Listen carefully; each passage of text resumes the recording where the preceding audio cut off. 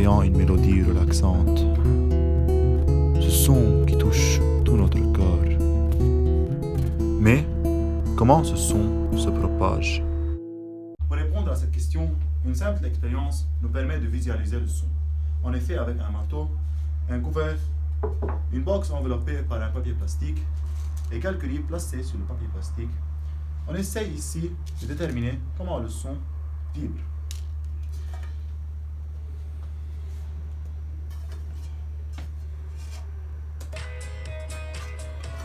Je tape sur le couvert et en effet, les riz bougent. Et ceci n'est pas un hasard. Pourquoi? Parce que le son, c'est une vibration. En effet, lorsque je tape sur le son, le couvert vibre. Et il vibre à côté de lui. L'air et les molécules d'air qui vibrent se placent sur le papier plastique qui bouge les riz. En effet, pour mieux visualiser cette expérience, je vais approcher.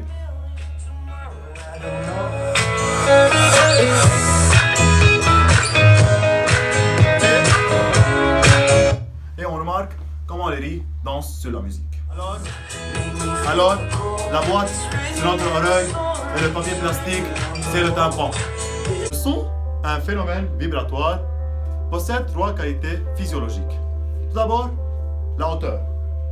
Sa hauteur nous permet de distinguer un son grave d'un son aigu.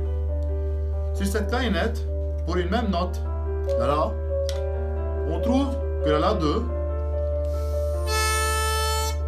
émet un son plus grave que la La 3. Or, cette propriété est reliée à quoi exactement? Pourquoi on entend un son plus grave que l'autre? Pour mieux comprendre, on analyse ces deux sons sur Audacity. On arrête la musique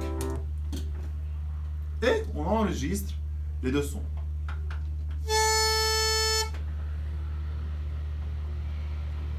Oui. Et on trouve. Après observation sur Audacity, on trouve les résultats suivants. LA2 ayant un motif répétitif et périodique. En effet, le motif est de là jusque là. Alors pour LA3, le motif c'est ici.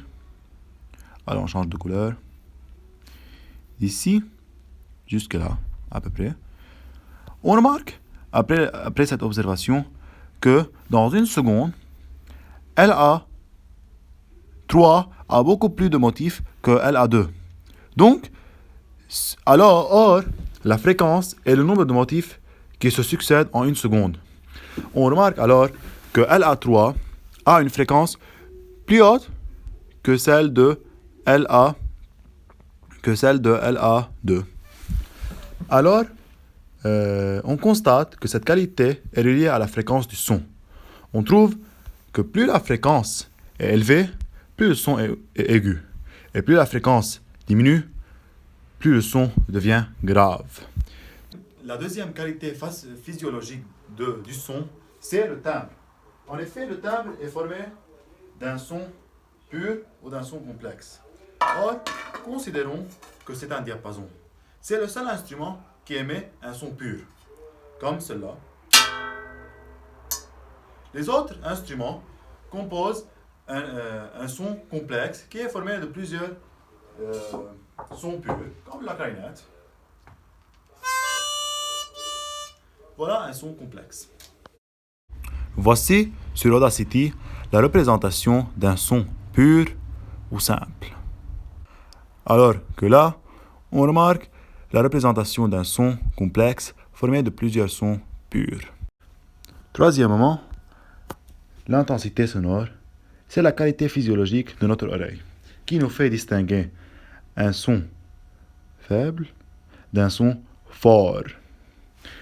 Alors, une source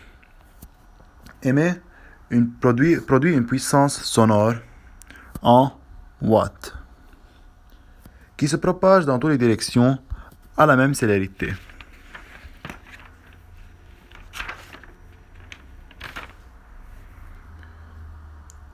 L'intensité sonore en watts par mètre carré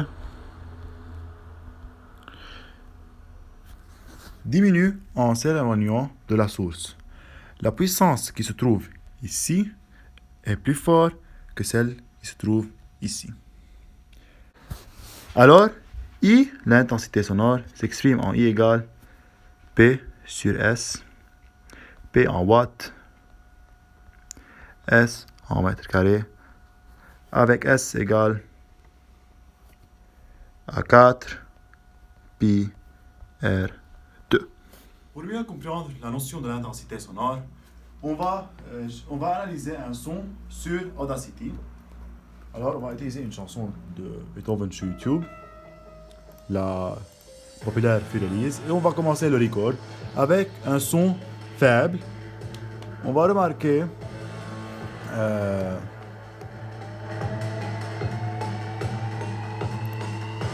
comment l'amplitude varie.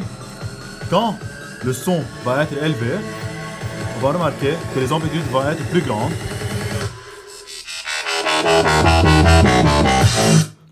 On remarque ici.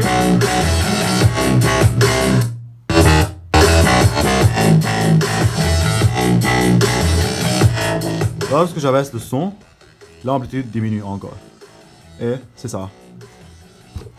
En guise de conclusion, les êtres humains utilisent les vibrations du son pour pouvoir communiquer. J'aimerais finir par une de mes chansons que j'aime jouer sur le piano.